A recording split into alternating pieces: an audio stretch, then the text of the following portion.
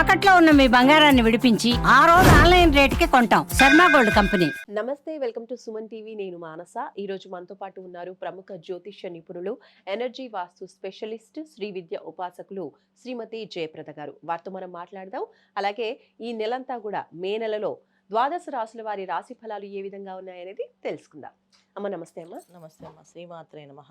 అమ్మ, ఈ నెలంతా కూడా ద్వాదశ రాశుల వారి రాశి ఫలితాలు ముందుగా మేము మీ నుంచి తెలుసుకోవాలనుకుంటున్నాము. తప్పకుండా నాన్న. అయితే మే నెలలో మనకి జరిగే రాశి ఫలాలన్నీ కూడా ఎలా ఉంటాయంటే కాస్త అందరికీ స్తంభన అనేది జరుగుతుంది.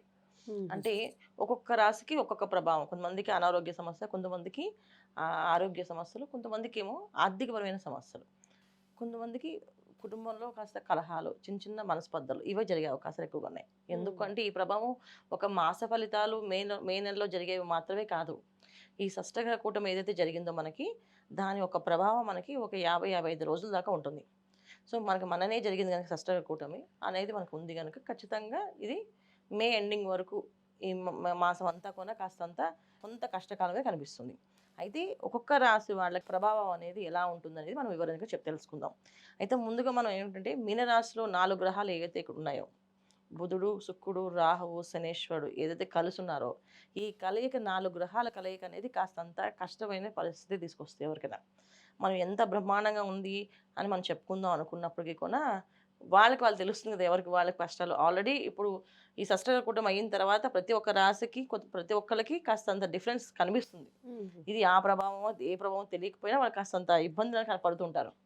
దాని నుంచి మే నెలలో మనకు ఉండేది అంటే ఈ కష్టకాలం నుంచి బయటపడడానికి ఒక నివారణ పూజ చేసుకుంటే బయటపడతాం. ఇబ్బంది ఏం లేదు. కాకపోతే కాస్తంత కొంచెం శ్రమించాలి. మనం అందరం శ్రమిస్తే పని అవుతుంది.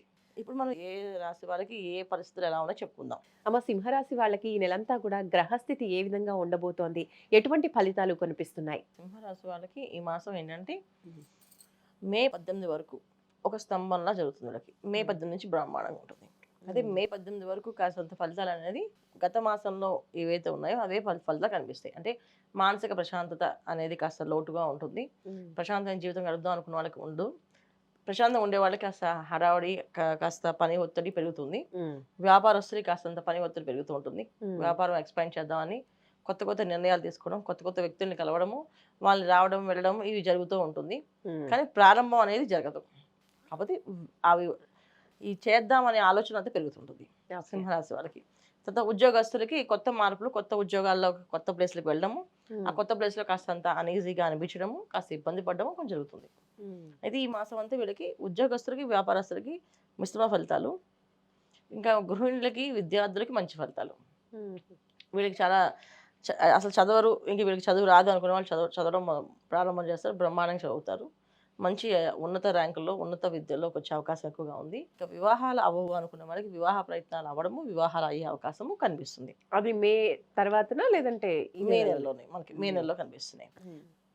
మే 18 నుంచి వీళ్ళకంటే కేతు సింహరాశిలో రావడం. ఎప్పుడైతే మే 18 నుంచి కేతు సింహరాశిలో వస్తారో వాళ్ళు ఇప్పటి నుంచి చాలా మంది ప్రొఫెషనల్గా వర్క్ చేసిన వాళ్ళు కొన్ని సబ్జెక్ట్స్ చదవాలనుకుంటున్నారు. వాళ్ళకి చాలా మంచి ఫలితాలు. సో పట్టుదలతో చదవడం, కూర్చొని చదవడం అనేది జరుగుతుంది. అయితే కాస్తంత వేరే ఆలోచనలు, వేరే వ్యవహారాల మీద అలవాట్లు ఉన్న వాళ్ళందరూ, అంటే చాలా మనకు చెడు అలవాట్లు, చెడు వ్యసనాలు ఉన్న వాళ్ళకి కాస్తంత ఇబ్బంది పడే అవకాశం ఎక్కువగా కనిపిస్తుంది.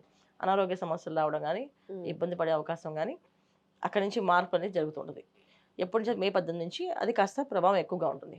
సో చెడు వ్యసనాలు జోలికి వెళ్లకుండా ఉంటే మంచి ఫలితాలు, సాయంత్రం పూట జరిగే ఆనందమైన పార్టీలకి వెళ్లకుండా ఉంటే మంచి ఫలితాలు. ఒకవేళ వెళితే కాస్తంత అనారోగ్య సమస్య అనేది వచ్చే అవకాశం ఎక్కువగా ఉంది. అంటే ఒక్కొక్కసారి ఒక్కొక్క వేళ విషయం, ఒక్కొక్క జబ్బు మన ఒంట్లో వచ్చిందంటే అది పోదు, తొందరగా పోదు. అవును, అలాంటివి రాకూడదు. మామూలు ప్రతి మనిషికి వచ్చేది బీపీ, షుగర్, ఈ 2 వచ్చాయంటే పోవు. ఇవి కాకుండా కొన్ని రోగాలు ఉంటాయి. అవి వస్తే ఆ రోగం పోదు. కొంతమందికి వెన్ను దగ్గర నుంచి ఒక పెయిన్ వచ్చి ఆ వెన్నుపూస అలా వంగిపోతుంటుంది. వాళ్ళు ఎక్కువసేపు నిలబడలేరు. మళ్ళీ నించుంటే మళ్ళీ బెల్ట్ వేసుకోవాల్సిన పరిస్థితి వస్తుంది. ఇలాంటి కొన్ని ఇబ్బందులు ఉన్నాయి. కొంతమంది కాళ్ళ నొప్పుల దగ్గర ఒక నరం పీకేస్తుంటుంది. ఆ నరం నొప్పి లేనన్సే బాగానే ఉంటుంది. ఒకసారి స్టార్ట్ అయిందంటే తగ్గదు. చూడడానికి ఏమి ఉండదు, మనిషి మంచిగా కనిపిస్తారు. ఇలాంటివి తెలియని ఒక సమస్య అనేది వీళ్ళకి వచ్చే అవకాశం ఉంది. అందుకని ఎక్కువగా చెడు వ్యసనాల జోలికి వెళ్లకుండా ఉంటే వీళ్ళు మంచి ఫలితాలు. ఎందుకంటే కేతు సింహరాశిలో ఉన్నంత కాలం ఈ పరిస్థితి ఖచ్చితంగా ఎప్పుడైనా రావచ్చు. అందుకని రాకుండా ఉండాలంటే వీళ్ళు ఇలాంటి జాగ్రత్తలు తీసుకునే అవసరం చాలా ఎక్కువ. ముఖ్యంగా సాయంకాలం ఏదైతే విందు సాత్విక ఆహారం తీసుకోవాలో మద్యపానానికి చాలా దూరంగా ఉండాలి. అలా ఉన్న వాళ్ళు ఎవరు ఉంటే అది అలవాటు మానిపించేసుకోవడం, దూరంగా ఉండడం చాలా ఉత్తమమైన మార్గాలు. దానివల్ల చాలా సమస్యలు అనేది వీళ్ళు ఎదుర్కోవడం అవసరం ఈ సంవత్సరం ఉంది. ఈ మాసంలో అది ప్రారంభమయ్యే అవకాశం ఉంది కనుక జాగ్రత్త పడడం ముఖ్యం. వీళ్ళకి మంచి అవకాశం ఈ మాసం ఏంటంటే ఉన్నతంగా వాళ్ళంటూ అంటే వాళ్ళు కొత్తగా ఏదైనా వ్యాపారం ప్రారంభించాలన్నా వాళ్ళకంటూ ఒక స్థానం కావాలనుకున్న వాళ్ళకి మంచి వచ్చే అవకాశాలు ఏంటంటే వాళ్ళు ఖచ్చితంగా అలాంటి ఫలితాలు వీళ్ళకి అందే అవకాశాలు ఎక్కువగా ఉంటాయి. అంటే ఇంట్లో వాళ్ళు ఉద్యోగాలు చేయొద్దు, వ్యాపారం చేయొద్దు అన్న వాళ్ళు చేయమని చెప్పి ఇంట్లో వాళ్ళని సపోర్ట్ చేసే పరిస్థితి వీళ్ళకి కనిపిస్తుంది. సో అందుకని వాళ్ళకి మంచి శుభవార్తలు వాళ్ళకి బాగుంటుంది. ఆరోగ్య సమస్య ఉన్న వాళ్ళ నుంచి ఆరోగ్యవంతులుగా అయ్యే అవకాశాలు ఎక్కువగా ఉంటాయి. ఆరోగ్యవంతులు ఇంకొంచెం చిలాకీగా ముందుకెళ్ళే అవకాశాలు ఎక్కువగా ఉంటాయి. సో ఇవి మంచి మంచి ఫలితాలు కొంచెం సింహరాశి వాళ్ళకి కనిపిస్తున్నాయి ఈ మాసం. అయితే సింహరాశి వాళ్ళకి మంచి ఫలితాలు ఉన్నప్పటికీ కొంచెం ఒత్తిడి అనేది ఉంటుంది అని చెప్పారు కదా.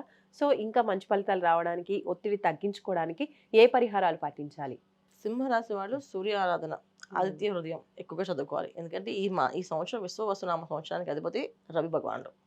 సో రవి భగవాన్ ఎప్పుడైతే ఈ సంవత్సరం అంతా అధిపతి ఆయన ఉన్నాడో ఉన్నంత కాలం వీళ్ళు చక్కగా సూర్యోదయం పూర్వమైన నిద్ర లేవడం, సూర్య నమస్కారం చేయడం వల్ల మంచి ఫలితాలు ఉంటాయి. లేకపోతే వీళ్ళకి అష్టమ శని ప్రభావం, శనేశ్వరు యొక్క ప్రభావం అనేది వీళ్ళ మీద బాగా ఎక్కువగా ప్రభావం పడి మనుషులు బద్దగించడము, మాట వినకపోవడము, మొండితనం పెరగడము ఇవన్నీ జరుగుతాయి. ఇంతకుముందు అలాంటివి ఉండవు, కానీ కొత్తగా ఇవన్నీ ప్రారంభమయ్యే అవకాశాలు ఎక్కువ ఉంటాయి. అందుకు వీళ్ళు సూర్యోదయానికి పూర్వం నిద్ర లేవడం అలవాటు చేసుకుంటే చాలా మంచి ఫలితాలు, సత్ఫలితాలు కనిపిస్తున్నాయి. అలాగే ఇంకా వీళ్ళు ఏ దానాలు చేస్తే ఈ నెలంతా కూడా అనుకూలంగా ఉంటుంది పరిస్థితులు? ఇప్పుడు వచ్చే వైశాఖ మాసం, ఈ చైత్రము వైశాఖము ఈ 2 మాసాలు ఏంటంటే దానాలు అనేవి చాలా మంచివి. సో ఏ దానం చేస్తే అంత ఫలితాలు ఉంటాయి. వీళ్ళు చేయాల్సిన దానం ఏంటంటే వస్త్రదానం. సో మంచి వస్త్రాలు, చక్కగా వివాహాలు అవుతూ ఉంటాయి. అమ్మాయి పెళ్లి కూతురికి మంచి పెళ్లి కూతురు పట్టు చీర తీసుకెళ్ళి ఇవ్వడము. ఏంటి తర్వాత పేదవాళ్ళు అంటే అనాథాశ్రమంలో ముసలి వాళ్ళు, పెద్దవాళ్ళు, ఏజ్డ్ పర్సన్స్ ఉంటారు. అక్కడికి వెళ్ళి కాస్త ఈ కాటన్ చీరలు కొని కాటన్ చీరలు దానం ఇవ్వడం. ఇక వృద్ధాశ్రమంలో ఉండే ఆ స్త్రీలకి వీళ్ళు చక్కగా కాటన్ వస్త్రాలు అంటే కాటన్ చీరలు తీసుకెళ్ళి ఇవ్వడం.